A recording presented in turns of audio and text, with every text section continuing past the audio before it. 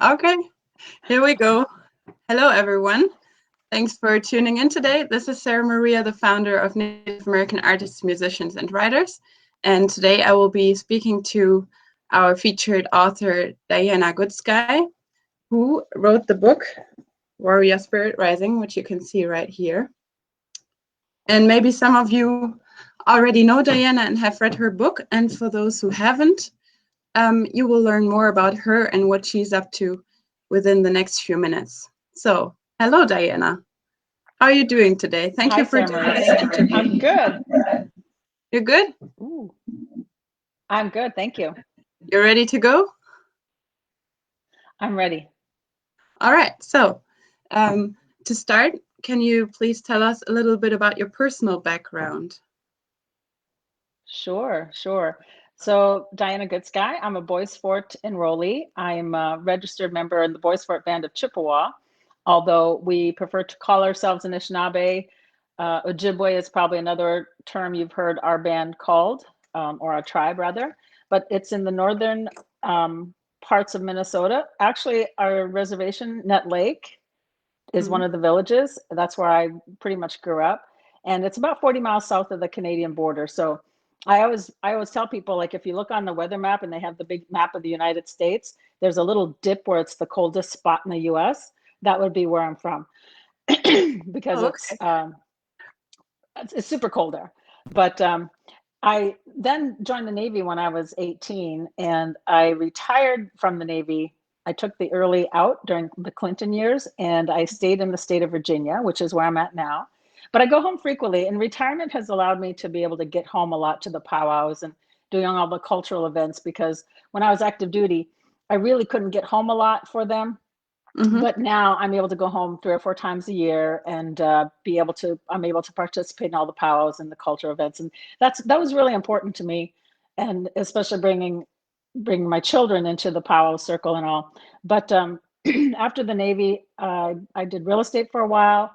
And then oh, look at, excuse me. We were talking about this earlier. This is going to happen where No must be the problem. nerves. Just relax. But, and so so anyway, after the Navy, I did real estate for a while, and then I became an online marketer, and I did a lot of things. But I think we're going to talk later a little bit about why I started writing. But so I'll save Yes, the rest of it. And now I'm an author and a coach.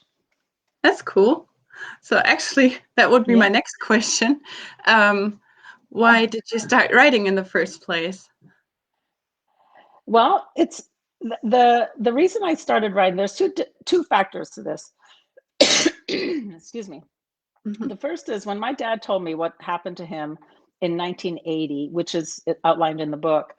I wanted to. I didn't believe him, but then as I saw changes being made, or him making changes and him impacting the community, not only our community but the local community, and then his impact started spreading, I really then started to believe what happened to him in 1980.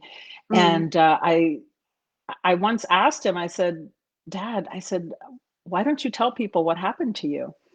And he told me he didn't want people to think that the same thing would happen to them, because I think in his mind it was such a big deal and such a like a wow event, that he wasn't sure how many people this had happened to, and he didn't want to give them that kind of, he looked at it as false hope. Now we all look at it differently, but I started bugging him and bugging him. When can I tell your story? When can I tell your story? And then, and he wouldn't let me. So then fast forward to me personally, I was actually recovering from PTSD. And part of my recovery was I learned that being creative was very helpful to soothe my emotions and to help me. And it actually started with furniture refinishing. And I noticed how sanding furniture was so really therapeutic for me. And then I moved into writing. Somebody suggested journaling. And so I started journaling. And what happened was a perfect timeline of events, because I was just discovering how the writing was so important and so good for me. And then my dad's position in the tribe, he got let go as spiritual advisor. He was so upset. He was so upset at the tribe for thinking that they didn't need a spiritual advisor for the tribe. And so I realized that now was the perfect time.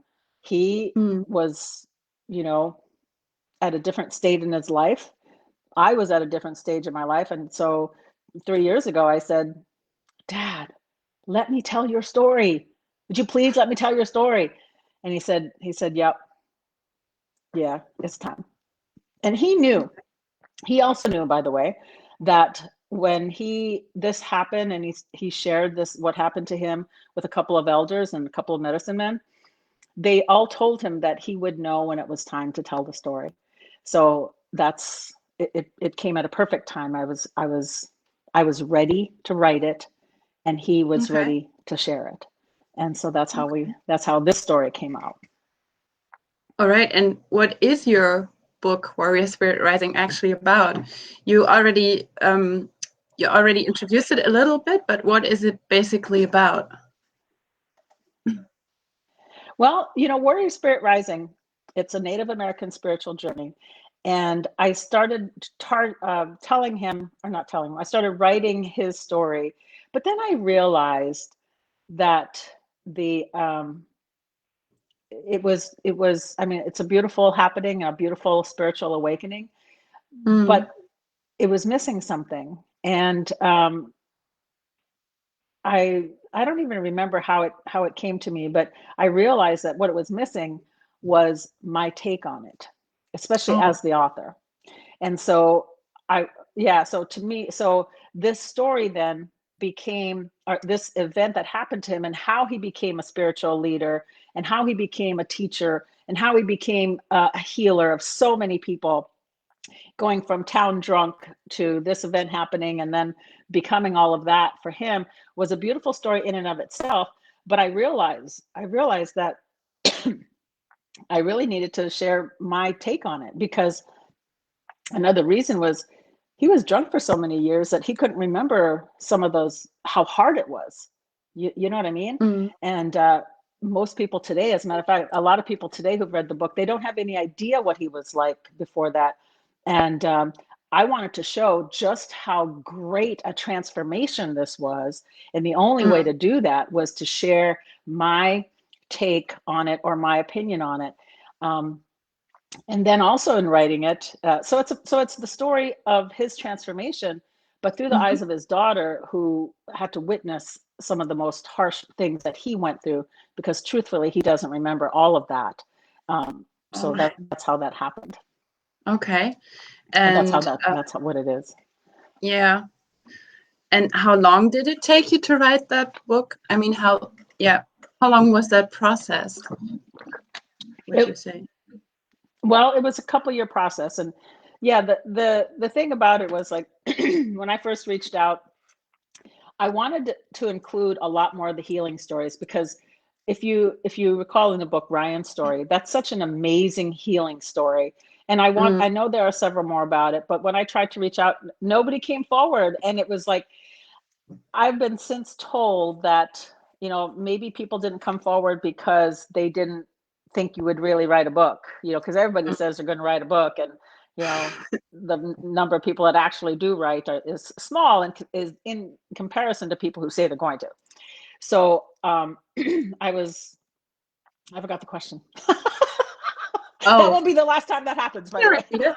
Because what No happens to problem. me is I get going, and then I just find myself, I was like, where was I? Well, that's why I'm here. What was So the I was question? asking how long it took you to write the book. Oh, Yeah.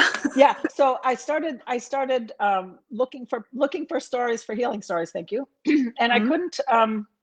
That not many people were coming forward, and so, and because it just didn't gel until I put my influence in it. And then my editor got it, and then she said, she was asking me some very pertinent questions Mm. about, you know, why did your mom not speak the language? What do you mean boarding schools? I kind of assumed, I think, at first, that a lot of people might know the history of boarding schools and how Mm. it stripped away the language and the culture. And so I mentioned it very small. But when my editor got a hold of it, being a non-native, she asked some very, very good questions. That's Chelsea. she asked such good questions, and it made me realize that I needed to put more history in it. But I Mm, also didn't want to put too much history. I didn't want it to be a history book. I wanted it to be informative, but not full on history. You know what I mean? So I mm. had to strike a balance, and that took a little bit of time. Okay, yeah, and a lot of research, So I guess, too. what did I say about 3 years? Mm. Okay, well, Well, the research was more data collection because it's a personal story. You know, mm. it's been called a very brutally honest story, and it is. Oh, I it don't pull any definitely is. punches at all. But Dad and yeah, yeah. But Which is Dad and I good, agreed which is with good. that from the beginning. I'll tell you a little. Yeah, I'll tell you an interesting story about that. When I first wrote the introduction, Mm. and I sent that to a few people, my auntie, she called me and she said, I read your introduction. I said, yeah. She goes, geez, do you have to make him sound so bad? Oh my. And I said, yeah. And I said, well, it kind of says at the end of the introduction that he turned his life around. She goes, yeah, I Mm. know, but you stated so bluntly that he's a drunk. I said, but he was. And, Yeah. um, and I said, Dad knows. I said, I would never put anything in print without his permission. I said, so Dad knows, but I think you're really cute for trying to protect him. Because that's what she was trying to do, trying to protect him. And when Yeah. I talked to my dad, I said, hey, Auntie Jackie called me. Whoops, I didn't mean to name her. Auntie called me and said, she was worried about your reputation because I called you a drunk. And he said, well, I was. I said, I know. I said, Dad, I said, I think that we need to make an agreement before I publish the whole thing, before I write the whole thing, that we stick to the truth. He goes, Mm. yep, yep, only tell the truth. I said, exactly. I said, and it may not get pretty. It may not be, all roses, but it will be the best thing that we can do because truth always wins. He said, yep, I agree. That's true. And when you did you talk to your dad a lot when, in order to collect the stories, or did you still have those in mind, or how Oh, did yeah. that work? Did you record them, or how did you do it? Yeah. Well, in 1980, when he first told me what happened to him, I never forgot it because it was such a holy wow story. It really was. It was like, oh my gosh, how does that? I really thought he was high because it was just so far-fetched, his story of what happened to him and why he was sober. And so, but a few years later, somewhere along the line, I wrote it all down. And Mm-hmm. then when I would visit him or occasionally call him, I'd ask him for more details about certain parts of it. And I just kept notes, and it stayed with me for years and years and years. Mm. The story of what happened with him. And so then when we decided to write the book, I recorded every conversation. And Mm. then I'd ask him a bunch of questions, and then I'd record it, and then I would re-listen to it as I was writing or before writing it. And but for Ryan's healing, Mm. um, I not only talked with him, but I also talked to Ryan and Ryan's father. It was so amazing watching Ryan's father still get choked up telling the story. It's Mm. just like, but yeah, so I did that because I wanted to make sure that I got the details right.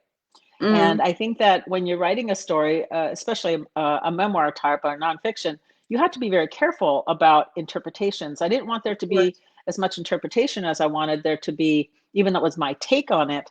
I wanted it to be based on the truth of what was told to me. So Mm.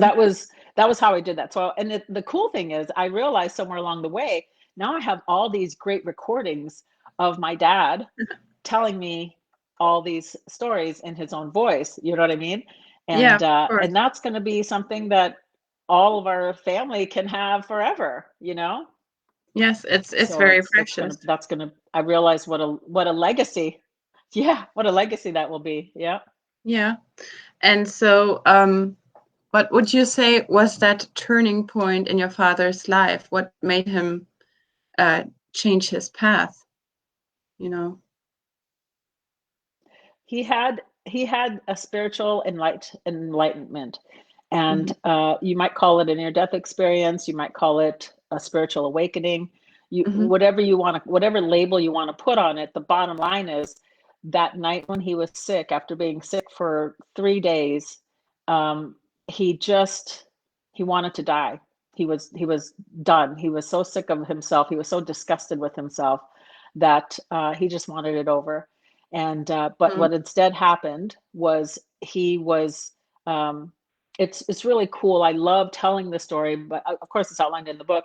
But I love telling the story how he thought he went to sleep. He went to sleep right away. But what he noticed right away was he was no longer in pain. Now he was sick for 3 days and just constantly Mm. throwing up and all this and drinking still because that's what they do.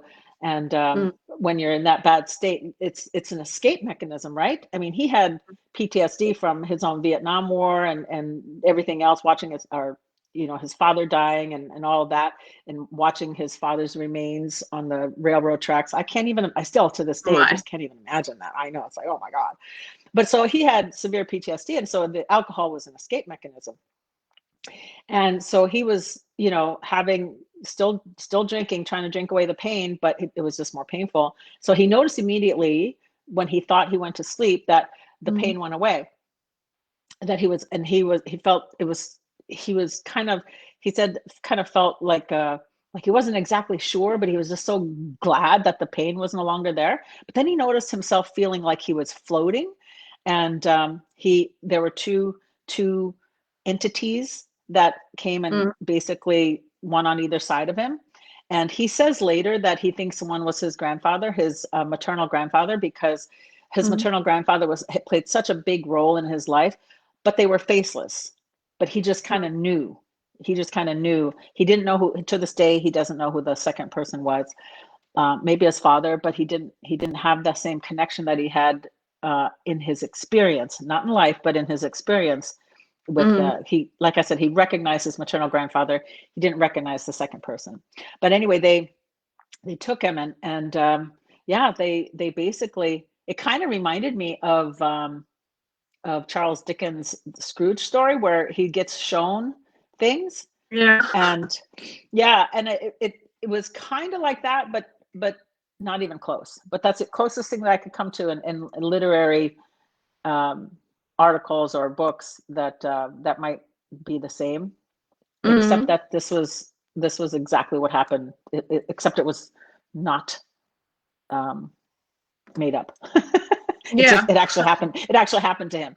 And so when he was able to see, he saw his body on the bed, then he saw his wake and his funeral. And I Mm. I loved telling, because my mom's passed since 2009, but Oh, sorry. they thank you, but they after the rough times of their divorce, they were able to joke around with each other. My dad loved teasing us about mom, right? So he loved telling me how he because she was still alive then. So he loved telling me how he had said it like this: even your old mom was crying by my grave. Oh And my. that's Dark just the way he humor. talks, but but he he knew that he was seeing the effects. He watched all of us crying, and then he saw so many other things that basically just a spiritual awakening, not just, but a spiritual awakening, where he was able to see the impact of things Mm-hmm. and feel it. And then he went on to, he saw all the people who had passed before him, and who all they did was nod their head when they saw him coming. Mm-hmm. And then he got to the place where there was a man that was full long white hair, and they had a conversation, and he basically told him it's not his time and he needs to go back. And so he got up that morning, or came back and Mm. re-entered his body, and then has been sober ever since. Okay, well, that's amazing. Yeah, yeah, And really good for you, all of you, for your all of us. family. And, from what I've read, I don't want to spoil anything, but he has done a lot of great things for other people, Yeah, almost until the point that he was, kind of forgetting himself, Oh yeah. which is also dangerous. But he wasn't drinking, so No, he just that's really became so amazing. committed. You're right. And he's still to this day this way, so committed to helping others that he knows everybody knows they can count on him for things. Do you know what I mean? Mm, So, yeah. and that's what he was doing. You're right. He was working himself so much because people would ask him to, oh my gosh, he was gone all the time. He was traveling, he was teaching, just doing so much. And Mm, I became worried for his health because he was working so hard. And yeah, I mean, teaching at 3 different elementary in the morning, or no, high school in the morning, elementary in the afternoon, and then college at night or something like that. But up at that's 5 tough. a.m. and yeah, and then if somebody needed medicine, he'd go, he'd drive because you live in the boonies, and so he has to drive quite a bit of distance to get to where these people are and these colleges are. So Mm, yeah, it was a bit. He did that for a while until he realized he just couldn't do it anymore. Yeah. okay.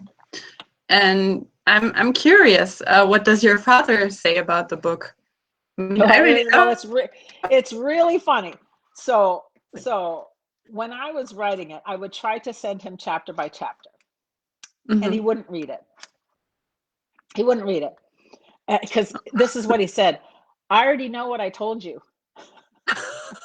Well, And I said, but Dad, I said, you got to remember, this is my perspective. So there are some things in there about when we were kids that, you might not remember. And he said, oh, it'll be all right. He just said, oh, it'll be all right. And then he finally read it after it was published, and I gave okay. him a copy. And it might be that he just wanted a copy, like we spoke earlier about people like copies of memoirs. He just might have wanted that physical copy in his hands. He came out of his bedroom, and he goes, "Well, I finished the book." I said, "Yeah? What'd you think?" He goes, "Geez, you could have put more healing stories in there." I said, I asked, Dad. I can only work with what I was given, you know? Of course. And and he just like, and he said, he said it's pretty harsh. I said it is. I said, but we agreed on the truth. He goes, I know. I know. I said, are you okay? He goes, yeah, I'm okay because it ends well. I said, yeah, it does. It ends well. So, and then I think for him, one of the big turning points for how he felt about it, because I think that was kind of, I think at first it hurt his feelings a little bit, even though, I mean, it was Mm, the truth and he knows it, but it was still a little shocking to him at first. But what happened was we did a book signing right like 2 days after that. And oh well, he wow. started getting phone calls. Yeah, well, he started getting phone calls too. I read Diana's book and I loved it. Or I read the book and it made me cry. I read the book and geez, you've come a long way. You know what I mean? He started getting phone Mm, calls from people that helped him see, because I think he was kind of focused on the harsh stuff at the beginning. Um, just just because it was mm, hard. It was hard to read. But then when we did the book signing, we did it at the local cafe, Patton's Cafe, that he goes to quite a bit. And mm, so we did it there. We had the plexiglass up because by this time I released it in the year of COVID, which is unfortunate, but whatever. I also yeah. released it on Father's Day for that reason. I published it on Kindle. I sent the pre-release on my mom's birthday, and then published it on Father's Day. I'm very traditional, and those kind of things are very important to me. So anyway, we're at Patton's. It's July, and we sat down and we're signing. So he asked me to sign first, and then he would sign second. And Hmm. we just put up a 2-day notice for the book signing, and the place is packed.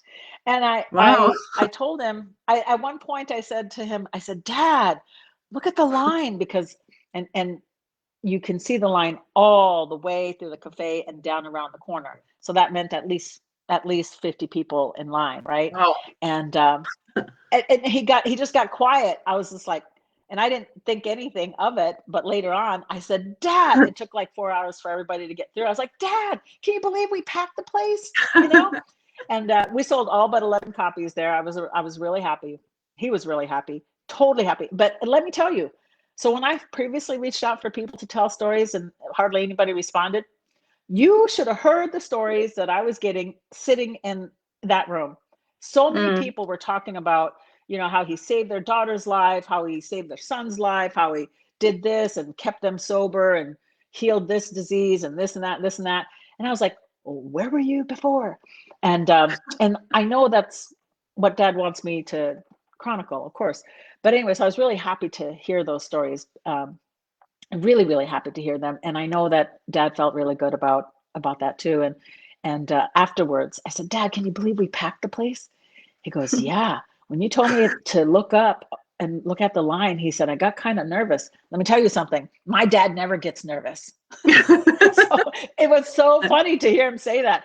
I've never heard my dad say those words. I got kind of nervous.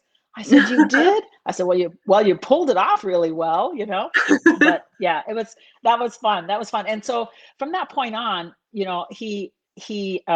well, as soon as he started hearing people's feedback, he felt better about it. But I think it was an Mm, initial shock, but it makes sense because he was such a it got to the point where his drinking was so bad that he didn't remember mm, those things, and he certainly didn't know the impact that he was having when he was drinking, because people who drink or who are alcoholics like that, they don't know the impact because they're in a mm, fog. That's why they're drinking. They're trying to escape. So yeah, it's rare that I think that people have to face that, but he's good. That was a that's long good. answer to that question. Well, it was a good answer too, so thank you. All right. So my next question, what would you like to achieve with that book? Because it's a very powerful book. It has a very strong message. Um, so yeah, what do you want to achieve with that book? Well, I want I think it would be a good movie, but I think all Mhm. authors think that. But I do think that this would be a great movie, and because we have so few representations in the movie Mm, industry of real Native Americans, and I don't know if anybody else this has happened to in the Native American community, but I'm sure it has. Actually, I think Black Elk. I think it happened. I think Black Elk was enlightened, so to speak. I'm not mhm, saying my dad's enlightened, but I mean, I think that there's so few people that have that kind of gift, mm, and I think it's a beautiful story to share. And I would love to see it on cinema because the history is beautiful, especially when you can, when you look at the things that he's done with regard to the culture. He and the rest of, I mean, his brothers and sisters who were all alcoholics and are all got sober, they're a mm, testimony to the harshness and overcoming and contributing to the community. His whole mm, family is, and I would love to share that because I think it's inspiring, and I think mm. it would give people hope. Of course. But in the meantime, it became a bestseller out of the gate, and but then I've learned something as an author. You have to keep talking about it, otherwise people don't know to buy it. So I'm starting to trying to learn how to do some PR with it. Hence, thank you, Sarah Marie. You're most welcome. Well, it's actually exciting for me to speak with you about the book because I mean, I read it myself and it's really, I mean, I don't even know how to say that, but it's really impressive and also touching. And as you said, there are some pretty, harsh passages in the book. But what I also like about the book is that you get to know that there was a way out, that he found his way out, and that he, chose a different path. It's not just the negative, but it's also the good side. You Right. learn how he grows, into a stronger man or a different person or whatever. Um, Yeah. and yeah, it's a really powerful book, and I think it's an important message for many people out there who might have, similar problems, to show them that there Hmm. is a way out and that you can do it. So I think it's Yeah. really, yeah, it's very important. So yeah, thank you for doing the interview. I'm not finishing Yes. now, but I Yes. was just, Okay. Okay. All right. So talking about PR and advertising, where could one actually purchase the book?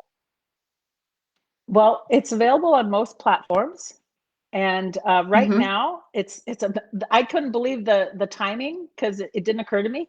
But right now, it's free, and Amazon is supposed to price match, but it might be 99 cents in the Amazon US, but it's Mm-hmm. whatever the dollar ratio is for your particular website. But if you go on Amazon, it's Mm-hmm. going to be at a very reduced rate until tomorrow night.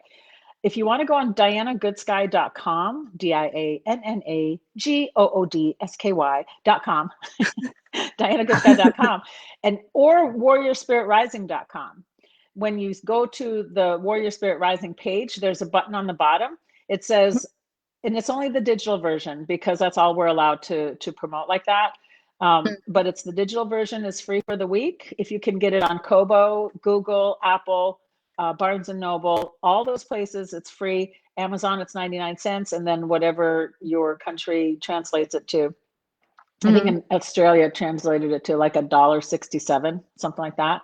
But Okay. either way, if it's available in your country, then you can get the free download. But on my website, on the warriorspiritrising.com, right on the bottom of the book, it says buy the digital version. My webmaster is moving and cannot change the word, but I swear if you press the buy the digital version, you'll be taken to all the free sites. There'll be a link Mm-hmm. that takes you there. So buy the Okay. digital version. Thank you Okay. for asking. All right. Well, I already have it. Maybe someone else would like to, read it Yeah, after this yeah. interview, which I hope. But yeah, it's a I hope really, so. And and I also, hope they get it for free because yeah, I mean, if it's a great they do know, opportunity to get it for free. Yeah. yes. Mm-hmm. Yeah. And okay, now going back to your creative process, what does I mean, this is your first book, right? Yes. So what does your writing process look like? You already told us a little bit about that, but is there some kind of routine or, is it different every day? I don't know. Yeah, actually, for this book and what I'm finding out for all the other books that I'm going to write, I have plans for at least 9, and Oh, it's all mapped out for what I'm going to be doing. Yeah, but what I have figured out is that I need absolute quiet, no mhm, music, no noise, no voices, no nothing. And so I write best when I go someplace that's secluded, where I don't have, even at home, I can barely do it because I have laundry to do or mail to check or whatever. So when I write, I I write best when I go someplace that's secluded and I can just go in my own head and just mhm, create. And so with this book, what I did with this book, I would listen to the chapter or the recording that I did with my dad, and then I would outline what I wanted to how I wanted to, what I wanted to bring out. So I would listen to any recordings that might fit into that chapter, and mhm. then I would take my notes, and then I would get super quiet. I might meditate before I write, and then I would just flow. And I found that I was in great flow when I was near the water. Okay. And so I found, yeah, I could write so fast when I was, near the water. Yeah, it's Because very it it's just very comes to me, soothing. and with the quiet. Yeah, it Yeah. is. It is. So somebody said to me, "Well, you should listen to water sounds then in your house." I'm like, "Oh, maybe." I haven't tried it yet. Well, I think maybe it's also, the deal is maybe that you have to be close to real water, not just the sound, because then Yeah, you can see the exactly. movement. So who Yeah, knows? Just yeah, try. yeah. So, Who knows? as you said, there will be many more books. Any particular plans for the next book? I mean, could you tell us a Well, little it's bit about the interesting next because book? yeah, I can. So this book is my father's story through my eyes. And I was going to write Blue Eyed Chippewa, which is my story, but I'm still, and I've got a lot of that started, but the third book was going to be my mom's story through my eyes. Oh, And so it would be a trilogy kind of like that. But then as I started writing Blue Eyed Chippewa, I realized I might do my mom's story first. So I've got a good amount done of both because I'm writing them. I've kind of kept notes as I was going through each one. As I was writing Dad's book, and I was kind of Mm. deciding, like we took out some parts of Warrior Spirit Rising because they belonged in Blue Eyed Chippewa, or they belonged in. I think the title of my mom's book is going to be Daughter of Boarding School Indians, Mm. and I'm not sure, but I think that at the very least, I think that'll be a subtitle. Um, but yeah, that's what I'm working on. Those two things. Those are the Okay. from there. So those one of those is going to come first. However, I had plans to do first, but my dad is he's getting older, and I know he really wants me to do the Healing Stories compilation. Mm. And so I decided, well, I'm also working on that because the healing stories are pretty beautiful and amazing. And now that people have seen that I published, now I think they're more willing to share, and that's good because Dad can I mean, he's getting older and he remembers things, but there's so many, there's so Mm. many, and I need permission from the people anyway. So whoever comes to me and has a healing story for me, I have to get their that was it. That was probably one of the things that took the longest time with publishing Warrior Spirit Rising, by the way, was Mm. everyone who's in that book I had to speak to and get permission to include them in the book, and Well, that's they had to give me permission on what I wrote. mm. Every person. So that took probably more time than writing it. You know what I mean? I mean, that was Mm. at least a 6-7 month process, at least. Well, Yeah, I bet because because remember, it's based on truth. That yeah, no fiction. no fiction. Yeah. So I may work on my dad's healing stories, Hmm. and well, I am working on that. It's just a matter of which one gets done first, I think. Okay. No matter which one it is, I will read it as well. That's a promise. Oh, thank you. Can't wait. Thank you. Oh, by the way, there is a comment from Jerome from Luxembourg. He's watching from Europe, and he says hi. Nice. Hi. Hi, Jerome. Hi, Jerome. Thank you for joining us. Okay, I just saw that while you were talking. Okay, so that covered my question about the book. I'm really nosy, and I think everyone else is too. Once they read the book, they want to read more. So no pressure. No, but seriously, I'm I really take that looking as such forward. a big compliment. Yeah, I take that as such a big compliment. I mean, if you look at the Amazon and look at the reviews, I've been blown away by people who I don't know Mm, telling me how the story impacted them. And that has just warmed my heart. And I read them all to my dad. He's not on Facebook, but I read comments on Facebook to him all the time. And I tell you what, I think that this has given him such a boost because he appears more animated, and he's mm, more. I think it stopped his aging process a little bit because it just makes him feel so good, mm, But I read him everything. We have a very, very good relationship, and which I think is a beautiful thing, especially when you know where we came from. mm. Of So course. yeah, yeah. And oh, and Axel says hi from Düsseldorf, Germany. So here we go. Europe is Hi, watching. Axel. Yay! Okay. I'm so Uh, grateful. oh yeah, I was going to tell you a story about when I started reading the book because I was waiting for a doctor's appointment. I was really nervous because I was waiting for some serious answers myself, and I was scared a little bit. But when I read the book, waiting for the appointment, it calmed me down. It really helped me because right in the beginning we have, I think it's Ryan's story, right? Which is pretty tough, Yes. by the way. But it's a good story to, yeah, I don't want to spoil anything, but it's a good story to calm you down. And it really helped me because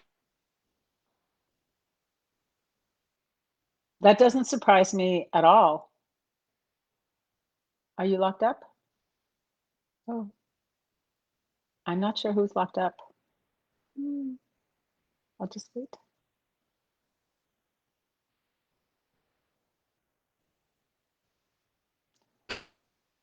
There you are. Okay, phew, good. There you are. Yes, yes. So what I was saying, I want to say that I want to comment on what you said. I appreciate you letting me know that this book helped you, but I have been blown away by the number of people who say just that. Mm, That I mean, it gives people hope, and it gives them like a boost of faith. It's it gives them a sense of love. It gives them, and I'm extremely grateful that it has hit all the marks that I was hoping it would hit. It's about faith, it's about love, it's about forgiveness, it's about mm, redemption. And it's I think that even though it's hard to read at some time in some points in the book, you get through it and you come to a sense of peace with it. And yeah. it does. And I'm extremely grateful that people have gotten that from the book.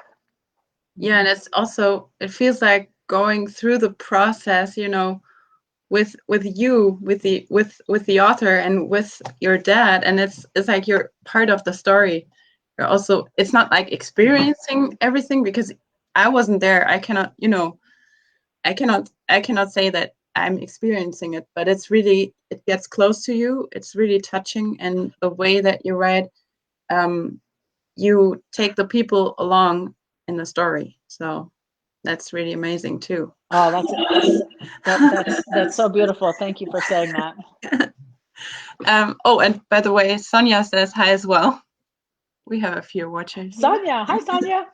Yay. My mom, by I the way. wish I could have gotten on and shared it. I wish I could have gotten on and shared it, because I think that in my groups and all that, the author page has about 6,000 fans, and my page has about 6,000 fans. I wish I could have shared it, but we had such issues at the beginning. I was afraid to mess with anything. Yeah, well, but actually, you can post it afterwards because there will be the video, so you can also share it to your page. Oh, Yeah, oh, which is, good, good. yeah, Okay, and good, they can rewatch it. Um, okay, perfect. so you already answered another question that I wanted to ask you, where people can learn more about you. So you have a homepage, you have a Facebook page, and yeah, that's where people should go, right? There is also a blog that I And saw. the website, Yeah. right? The Okay. website, yeah, DiannaGoodSky.com has links to Warrior Spirit Rising. Okay. All right. Mm-hmm. I was wondering, did you want did you want to read part of the book? Is that okay? Maybe the introduction, or is that Sure, as long as maybe we can, I can because read I the think that introduction. would be great for people to get a feeling, just the first two pages, because we don't want to spoil anything. But yeah, I think that would. Okay. Okay. Sure. I can read it. Are we Okay. ready? This is the introduction to Warrior Spirit Rising, and I'm just going to read to where Sarah Marie told me to stop. Okay. You can read further if you want to, but All I was right. just. Now, excuse me. Warrior Spirit Rising introduction. When I left for boot camp in January of 1980, my father was a drunk. I don't even remember if he saw me off. What I do remember is the day I told him I was joining the Navy. I was on my way home from the movies with friends when I stopped at a bar to use a bathroom since we were still 20 miles from the Boys Fort Reservation where my family lived. This bar, Glendale, was the last stop on Highway 53 before the reservation road turn. I saw him the moment I walked through the door. My dad, the town drunk. One of them, anyway. Quietly, I made my way toward the bathroom, hoping he wouldn't see me. Despite my attempt at hiding from him, the familiar tones of his voice carried across the bar as he called out to me, "Hey, babe." There was no avoiding an encounter. I had to stop and talk to him. Shit. My dad spent 14 years in the Navy, and I had spent most of my life away from the reservation, traveling with him from base to base. I knew, or at least I thought I knew, that my recent decision to sign the papers and join up would make him proud. So I begrudgingly walked over to where he sat on the bar stool and decided to share my news. "You're going to join the Navy?" he said in disbelief. "I mean, only dykes and whores join the Navy." He paused. "For girls, anyway." I blushed, then lifted my head in slight defiance. Well, I'm not either one of those, he said. I know, babe. Is that where you wanted me to stop? Oh, no, not, that's not it. I know, babe. I stood awkwardly next to him, wishing I didn't have to be there, regretting my decision to stop and use the bathroom.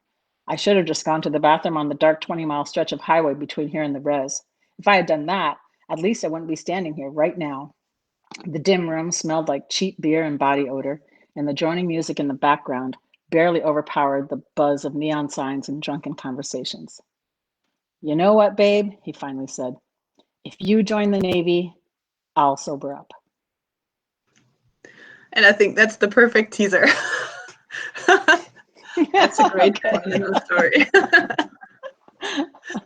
Yeah, Okay. but yeah, I mean that was already the introduction. That part was great. Okay. Good. So there's one last question I would like to ask you.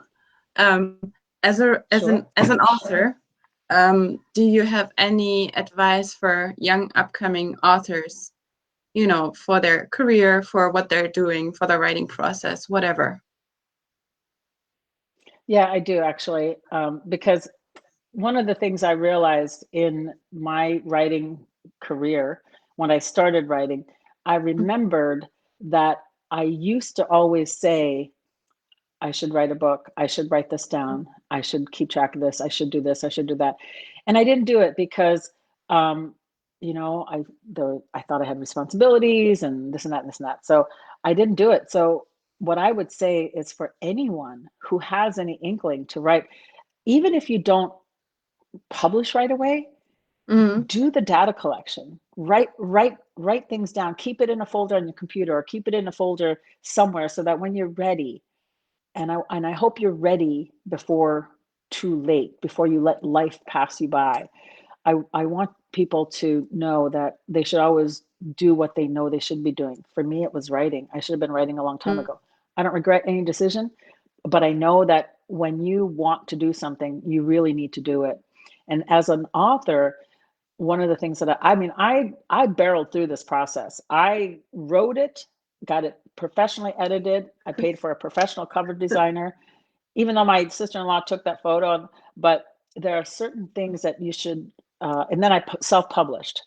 And in retrospect, I probably should have got a PR person to help me find, because I think somebody would have picked it up. I think the book is good enough to be picked up, but I just wanted it out there. I wanted the book out there.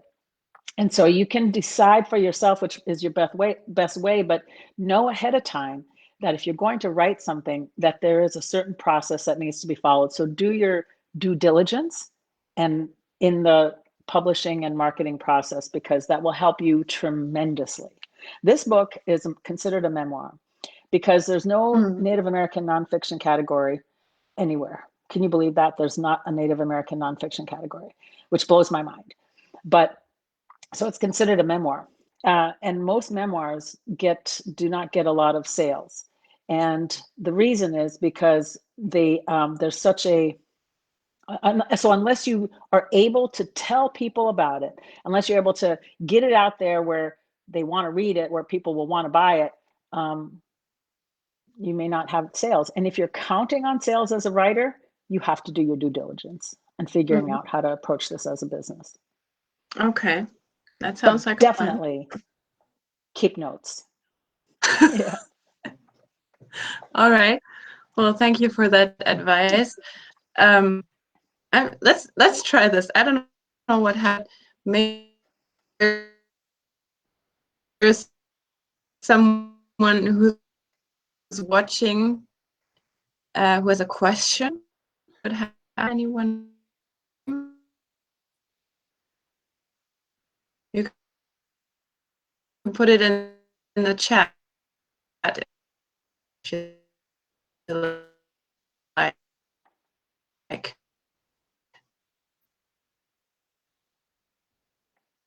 And it's kind of locked up. Are you there? Yes. Can you hear me? Okay. All right. Yes. Okay. Well, There hasn't been any question, but I'm sure you will answer questions on your Facebook Okay. page when people get in touch with you, or on your homepage, which is also in the description Absolutely. of this live. Or on yours. Yeah. Yeah, or on mine. If anyone has questions, you can also go ahead and ask me, and I will send them to Dianna and get you in touch with her. Okay. Well then. Yeah, absolutely. I'm happy to. All right. Thank you so much for doing the interview with me again. And I hope that you stay safe, that you stay healthy, you, Diane, and everyone else who's watching. I'm really happy that we have this opportunity to do live interviews, because that gives us a little bit to, a little different to see, something else to see, online events. And I hope you have a great day and take care. I want to I want to thank you so very much for Sorry. the opportunity. There was a glitch in the timing. I didn't know when Oh to yeah. end, but I want to thank you so much for the opportunity. Yeah, and to let anybody know that if they do have questions, they can just leave it on there. I follow your page, of course, so I'll see there if there are any questions. So that's not an issue at all. And I really appreciate the opportunity to share a little bit more, because there's always more to what a book presents, right? It leaves you with questions. So I understand that. And I look forward to writing more, because I really love it. Okay. That's great. Well, it was wonderful. It was a wonderful evening for you. It was, afternoon, I think. Oh, and Yes. Thank you, Sarah Marie. Thank you so much. before we leave, there is Sandy from Long Island who says hi, and then Matt Redley says, "Thank you, Dianna. I can't wait to read." So that sounds good. Thank you. All That right. sounds perfect. Thank you so much. All right. All right. Take Thank care, you everyone. again. Bye bye. See you soon. Bye bye.